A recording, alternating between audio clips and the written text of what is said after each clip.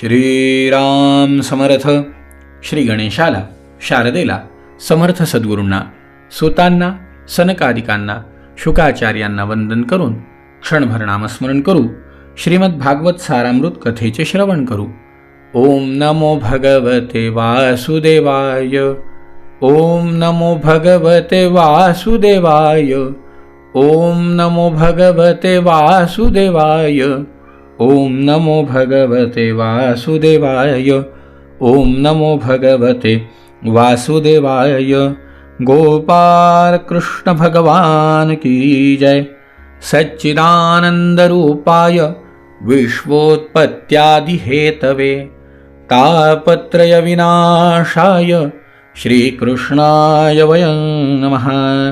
श्रोते हो नमस्कार.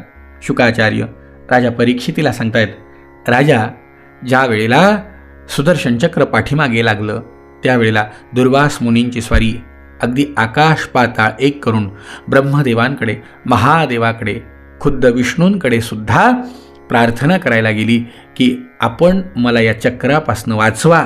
त्यावेळेला भगवान विष्णू परमात्म्यांनी सांगितलं, आपण ज्या अंबरीशाचा अपराध केला आहे जाऊन त्याची क्षमा मागा. हे सांगितल्यावरती दुर्वास मुनींची स्वारी अंबरीशाकडे आली. अंबरीशाच्या पाठीमागे भगवत कृपा एवढी प्रबळ होती की आलेल्या दुर्वास ऋषींनी जेव्हा नमस्कार केला त्यावेळेला ह्यांनी बघितलं, नाही महाराज, मी तुम्हाला नमस्कार करतो. आणि मग सुदर्शन चक्राला प्रार्थना केली की हे सुदर्शना, आपण यांचं रक्षण करा. अशा प्रकारे अंबरीश महाराजांनी प्रार्थना केल्यानंतर इति संस्तुवतो राज्ञो विष्णुचक्रं सुदर्शनम.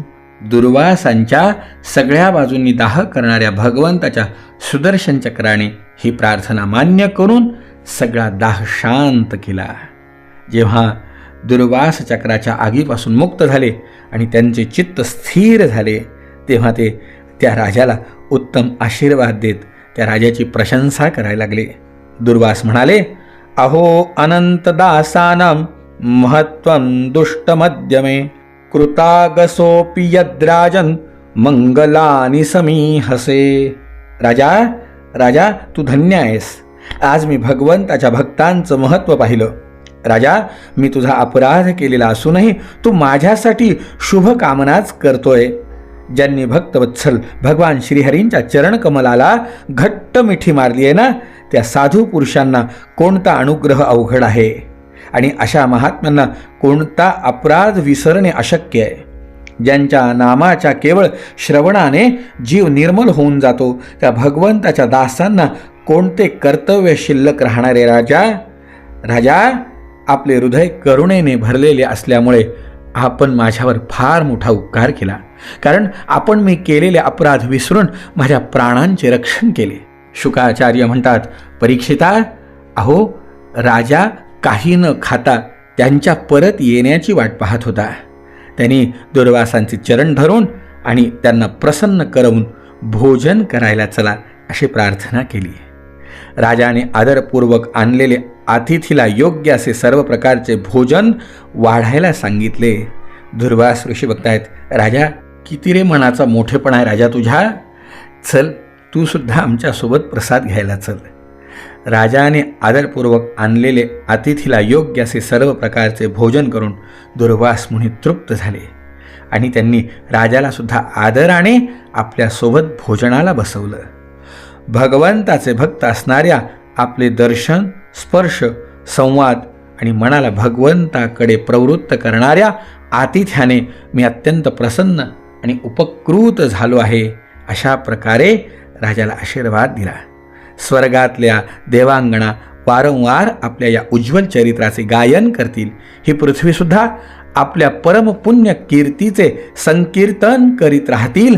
अशा प्रकारे दुर्वास मुनींनी राजाला आशीर्वाद दिला. शुकाचार्य म्हणतात, राजा, एवं संकीर्त्य राजानं दुर्वासा परितोषितः. दुर्वासांनी अतिशय संतुष्ट होऊन राजाच्या गुणांची प्रशंसा केली आणि त्यानंतर त्यांचा निरोप घेऊन फक्त निष्काम कर्माने प्राप्त होणाऱ्या ब्रह्मलोकाकडे ते आकाशमार्गाने गमन करते झाले. दुर्वास परत येईपर्यंत 1 वर्षाचा कालावधी लोटला. इतके दिवसपर्यंत राजा त्यांच्या दर्शनाची इच्छा मनात धरून फक्त पाणी पिऊनच राहिला होता. जेव्हा दुर्वास निघून गेले तेव्हा त्यांनी भोजन करून उरलेले अत्यंत पवित्र अन्न स्वतः राजांनी खाल्ले.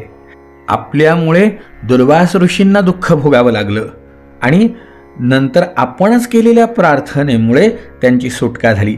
या दोन्हीही घटना जरी राजाच्या संबंधी होत्या तरीसुद्धा त्यांनी अजिबात की माझा किती मोठा अधिकार आहे हा विचार न करता ही सगळी भगवंताची लीला आहे, हा सगळा भगवंताचा महिमा आहे असा विचार त्यांनी केला. अशा अनेक गुणांनी संपन्न राजा आपल्या सर्व कर्मांच्या द्वारे परब्रह्म परमात्मा श्री भगवंताविषयी भक्ती वाढवितच होता. त्यामुळे त्या ब्रह्मलोकापर्यंतचे सर्व भोग नरकासमान त्याला वाटत होते. कोणत्याही भोगामध्ये फार त्याची लालसा नव्हती. त्यानंतर अंबरीशाने आपल्यासारखेच गुण असलेल्या पुत्रांवर राज्याचा भार सोपवला आणि तो स्वतः वनात निघून गेला. तिथे त्यांनी धैर्याने आत्मस्वरूप भगवंतामध्ये आपलं मन लावून गुणांच्या प्रवाहरूप संसारातून तो मुक्त झाला. महाराज अंबरीशाचं हे परमचरित्र आख्यान जो कोणी श्रवण करतो ना राजा, जो कोणी वाचतो त्याचं स्मरण करतो तोही भगवंताचा अलौकिक भक्त होतो. त्यालाही भक्तीचं रहस्य सहज प्राप्त होतं. परीक्षिता, अशा प्रकारे एक श्रेष्ठ भगवत भक्त राजा अंबरीश याचं चरित्र मी तुला सांगितलं.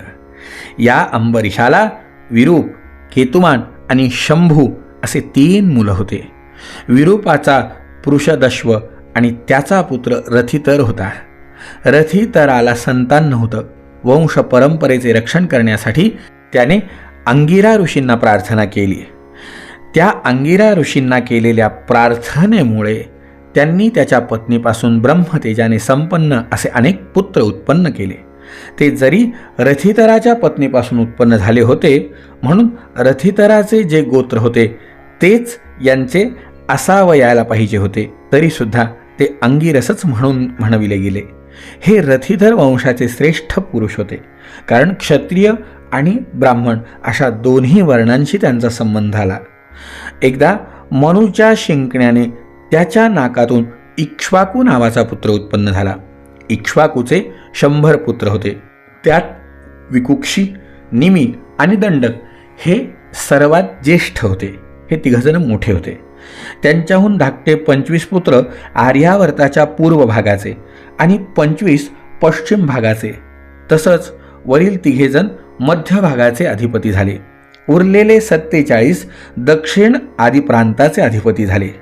एकदा इक्ष्वाकूने अष्टका श्राद्धाचे वेळी थोरल्या पुत्राला आज्ञा केली की विकुक्षे लगेच जाऊन श्राद्धाला योग्य पवित्र पशुचे मांस आण. ठीक आहे असं म्हणून वीर विकुक्षी वनात गेला. त्याने श्राद्धासाठी योग्य अशा पुष्कळ पशूंची शिकार केली. तो थकला होता आणि त्याला भूकही लागली होती, म्हणून श्राद्धासाठी मारलेला पशु आपण खाऊ नये हे विसरून त्यांनी त्यातला एक ससा खाल्ला. विकुक्षीने उरलेलं मांस आणून आपल्या पित्याला दिलं. इक्ष्वाकूने त्यावर पुरोक्षण करायला आपल्या गुरूंना सांगितलं. तेव्हा गुरुजींनी सांगितलं की हे मांस दूषित आणि श्राद्धासाठी अयोग्य आहे. गुरुजींच्या सांगण्यावरून इक्ष्वाकूला आपल्या पुत्राने केलेल्या कृत्याचा उलगडा झाला. शास्त्रीय विधीचे उल्लंघन करणाऱ्या आपल्या पुत्राला रागाने त्याने आपल्या देशातून बाहेर हाकलवलं. त्यानंतर इक्ष्वाकूने आपले गुरुदेव वशिष्ठ यांच्याबरोबर ज्ञानविषयक चर्चा केल्या आणि योगाने शरीराचा त्याग करून परमपद प्राप्त करून घेतलं. पित्याच्या देहांतानंतर विकुक्षी आपल्या राजधानीत परत आला आणि तो या पृथ्वीचं राज्य करू लागला. त्याने मोठमोठ्या यज्ञांनी भगवंताची आराधना केली आणि जगात तो शशाद नावाने प्रसिद्ध झाला. विकुक्षीच्या पुत्राचं नाव पुरंजय होतं. त्याला कोणी इंद्रवाह तर कोणी ककुत्स म्हणत होतं. ज्या कर्मांमुळे त्याला ही नावं पडली ते कर्म तुला सांगतो. सत्ययुगाच्या शेवटी देवांचे दानवांशी घणघोर युद्ध झाले. त्यामध्ये देवांचा दैत्यांकडून पराभव झाला. तेव्हा त्यांनी आपापल्या सहाय्यतेसाठी वीर पुरंजयाला आपलं मित्र बनवलं.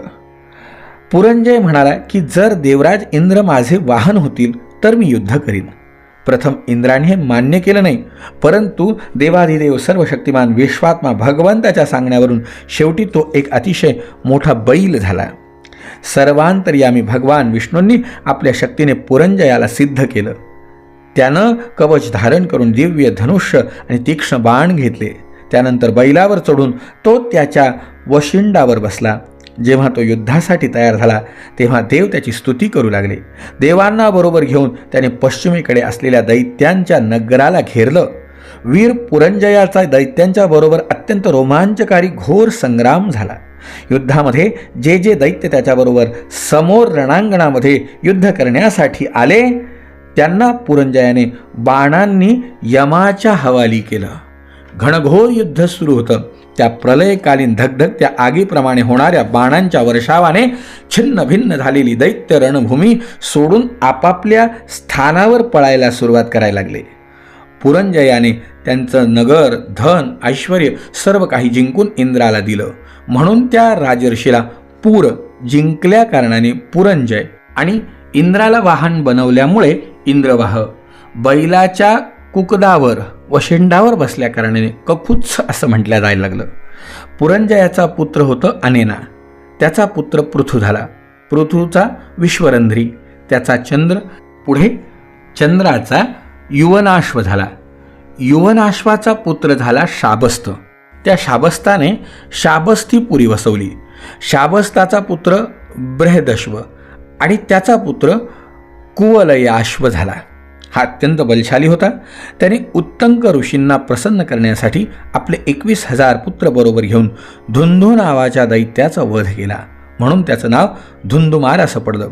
धुंधू दैत्याच्या मुखातल्या आगीमुळे त्याचे सर्व पुत्र जळाले. फक्त 3च जिवंत राहिले. परीक्षिता, जिवंत राहिलेल्या पुत्रांचे नावं दृढाश्व, कपिलाश्व आणि भद्राश्व असे होते. दृढाश्वापासून हयर्श्व आणि त्यापासून निकुंभ यांचा जन्म झाला. निकुंभाचा बहिरणाश्व, त्याचा कृशाश्व, कृशाश्वाचा सेनजित आणि सेनजिताचा युवनाश्व नावाचा पुत्र झाला. युवनाश्वाला संतान नव्हतं म्हणून तो दुःखीत होऊन आपल्या 100 पत्न्यांसह वनामध्ये निघून गेला. तिथे दयाळू ऋषींनी युवनाश्वाकडून एकाग्रतेने इंद्रदेवतेचा यज्ञ करून घेतला. रात्रीच्या वेळी युवनाश्वाला तहान लागली. तो यज्ञशाळेत गेला, परंतु ऋषी झोपलेले होते. ते पाहून अभिमंत्रित केलेले पाणी तो प्याला. परीक्षिता, जेव्हा ऋषी उठले तेव्हा कलशात पाणी नाही असं पाहून त्यांनी विचारलं की हे कोणाचं काम आहे? पुत्र उत्पन्न करणारे पाणी कोण प्याले? भगवंताच्या प्रेरणेने राजा युवनाश्वस्ते पाणी प्याला होता असं जेव्हा त्यांना कळालं तेव्हा भगवंतांना नमस्कार करून त्यांनी म्हटलं की धन्य आहे, दैवाचे सामर्थ्यच खरे सामर्थ्य होय. यानंतर प्रसव समय आल्यावरती युवनाश्वाचे उजवीकडील पोट फाडून त्यातून एक चक्रवर्ती पुत्र उत्पन्न झाला. त्याला रडताना पाहून ऋषी म्हणाले, हे बालक दुधासाठी फार रडतंय, तर मग आता हे कुणाचं दूध पिणार? तेव्हा इंद्र म्हणाला, मान धाता, माझे पिणार. पुत्रा, तू रडू नकोस असे म्हणून इंद्राने आपली तर्जनी त्याच्या तोंडात घातली, कारण तो इंद्र यागातून जन्माला आला होता. तपस्वी द्विजांच्या देवाच्या प्रसादाने त्या मुलाचा पिता युवनाश्व याला सुद्धा मृत्यू आला नाही. तो तिथेच तपश्चर्या करून मुक्त झाला. इंद्राने त्याचे नाव त्रसदस्यू असं ठेवलं, कारण रावण आदी दस्यू म्हणजे लूटमार करणारे त्याला भीत होते. युवनाश्वाचा पुत्र मानधाता त्रसदस्यू चक्रवर्ती राजा झाला. भगवंताकडून मिळालेल्या तेजामुळे त्याने एकट्यानेच 7 द्वीप असलेल्या पृथ्वीचं पालन केलं. तो जरी आत्मज्ञानी होता तरीसुद्धा त्यांनी मोठमोठ्या दक्षिणायुक्त यज्ञांनी स्वयंप्रकाश, सर्वदेव स्वरूप, सर्वात्मा तसंच इंद्रियातील अशा यज्ञस्वरूप प्रभूंची आराधना केली. यज्ञाची सामग्री, मंत्र, विधिविधान, यज्ञ, यजमान, ऋत्विज, धर्म, देश आणि काल हे सर्वच तर भगवंताचे स्वरूप आहे. जिथून सूर्याचा उदय होतो आणि जिथे त्याचा अस्त होतो तो सगळा भूभाग युवनाश्वाचा पुत्र मानधाता याचाच होता. अशा चक्रवर्ती मानधाता राजाचा वंशविस्तार राजा तुला उद्याच्या भागामध्ये सांगेन. जय जय रघुवीर समर्थ.